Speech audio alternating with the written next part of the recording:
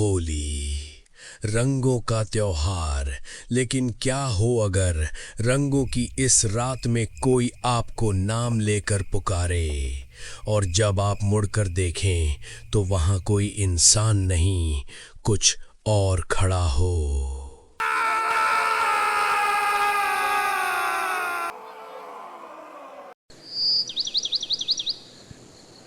सूरजपुर गांव में होली की रात लोग रंग खेलते हैं, लेकिन एक रास्ता है जहां रात के बाद कोई नहीं जाता, क्योंकि वहां एक पुराना कुआं है और कहते हैं होली की रात वहां से आवाज आती है, मुझे भी रंग चाहिए।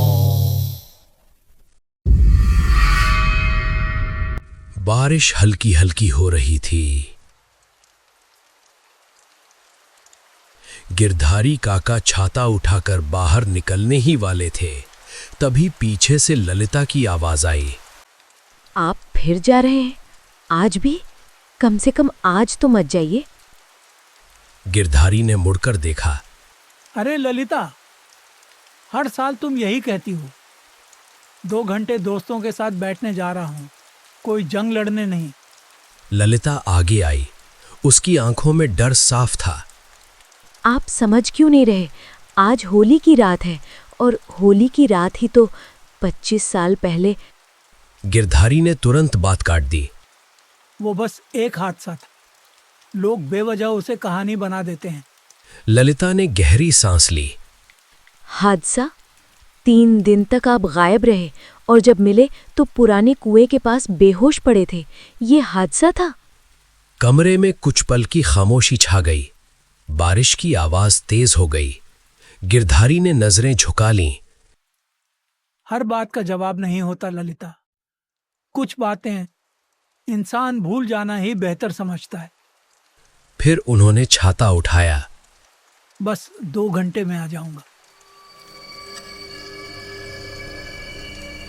चाय की दुकान। बबलू और नरेश पहले से बैठे थे। यार, आज काका देर कर रहे हैं। शायद भाभी ने रोक लिया होगा, आज का दिन ही ऐसा है। तभी दरवाजे पर छाया दिखी।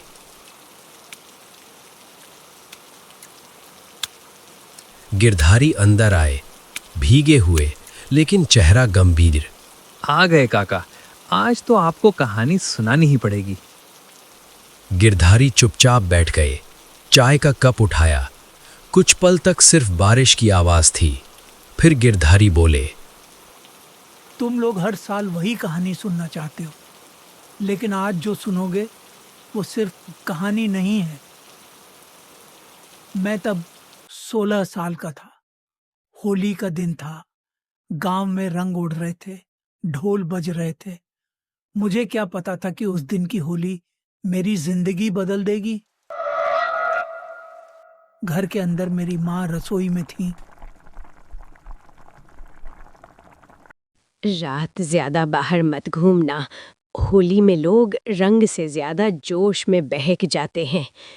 मैं हंस पड़ा। माँ, अब वो जमाना नहीं रहा। भूत प्रेत कुछ नहीं होते, सब मन का वहम है। माँ ने मेरी तरफ देखा। उनकी आंखों में अजीब सी चिंता थी। हर चीज वहम नहीं होती बेटा। कुछ जगहें ऐसी होती हैं जहां इंसान को नहीं जाना चाहिए। मैंने उनकी बात हल्के में ली। काश उस दिन मैं रुक जाता। शाम ढल चुकी थी। ढोल की आवाज दूर से आ रही थी। मैं खेतों वाले रास्ते से गुजर रहा था।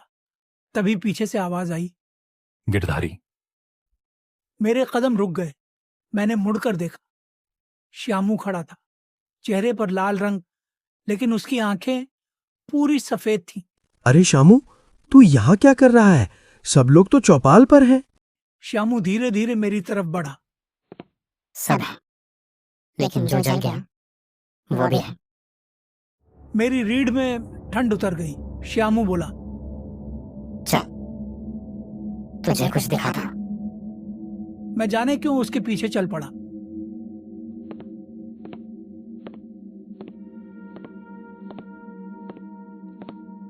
पुराना कुआं सामने था, चारों तरफ सन्नाटा।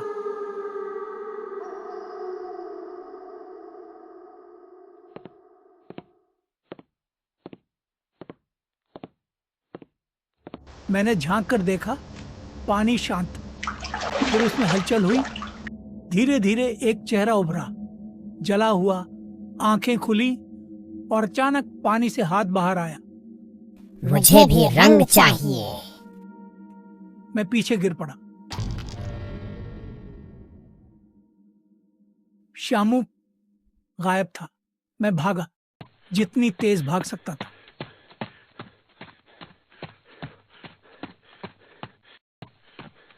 पीछे से आवाज आई होली अधूरी नहीं छोड़ती। और फिर सब अंधेरा।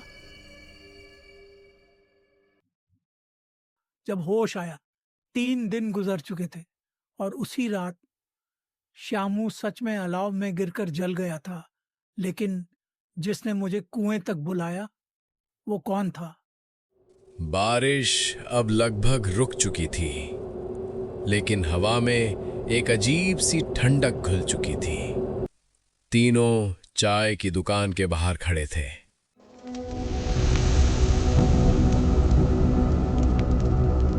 बबलू ने धीरे से गिरधारी काका की तरफ देखा और बोला, काका, आप पिछले 25 साल से उस रास्ते पर नहीं गए। आपने कभी उस कुएं की तरफ पलट कर नहीं देखा। लेकिन आज आपने खुद अपनी आंखों से वहां लाल धुआं उठते देखा है और वो आवाज भी सुनी है। अगर वो चीज सच में आज भी वहां मौजूद है, तो क्या हमें ये नहीं जानना चाहिए कि आखिर वो हमसे क्या चाहती है? नरेश भी बीच में बोल पड़ा, काका, डर कर भागते रहेंगे तो शायद ये सिलसिला कभी खत्म नहीं होगा। लेकिन अगर आज हम तीनों मिलकर उस कुएं तक जाएं, तो शायद हमें उस रहस्य का जवाब मिल जाए जिससे आप पिछले 25 सालों से भागते आ रहे हो। गिरधारी काका ने दोनों की तरफ देखा। उनकी आंखों में डर साफ दिखाई दे रहा था। उन्होंने गहरी सांस ली और बोले, तुम दोनों जिस रास्ते पर चलने की बात कर रहे हो, वहां से लोग वापस तो आते हैं, लेकिन पहले जैसे कभी नहीं रहते।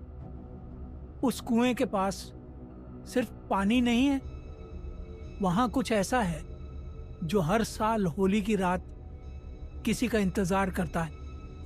तीनों धीरे धीरे उस रास्ते पर चलने लगे। ढोल की आवाज अब पीछे छूट चुकी थी। अब सिर्फ हवा थी और सूखे पत्तों के टूटने की आवाज। नरेश धीरे से बोला, काका, जब आपने पहली बार उसे देखा था तो आपको कैसा लगा था?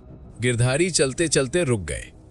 उन्होंने बिना पीछे देखे कहा, ऐसा लगा था जैसे कोई मुझे देख नहीं रहा, बल्कि मुझे पहचान रहा हो, जैसे वो मेरा इंतजार कर रहा था।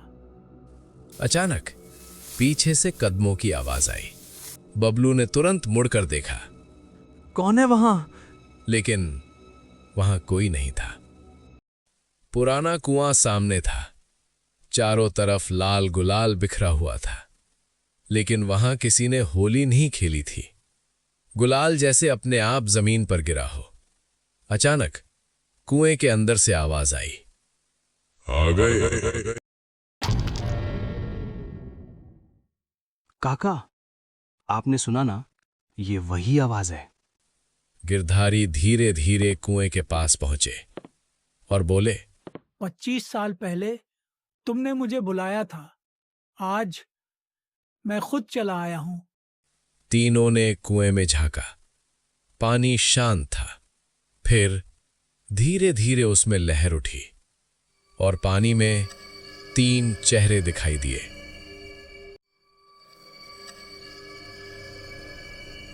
बबलू की सांस रुक गई। ये तो शामू है। नरेश चिल्लाया, लेकिन बाकी 2 चेहरे, ये तो हमारे जैसे दिख रहे हैं। अचानक कुएं के अंदर से 3 हाथ बाहर निकले।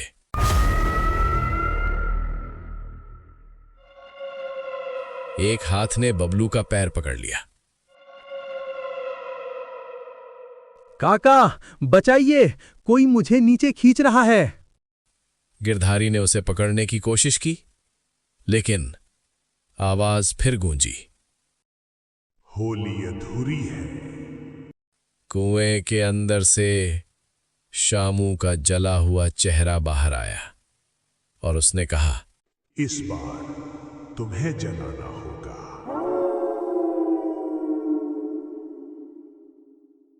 अगली सुबह कुएं के पास 3 जोड़ी चप्पलें मिली, लेकिन गिरधारी, बबलू और नरेश कभी नहीं मिले।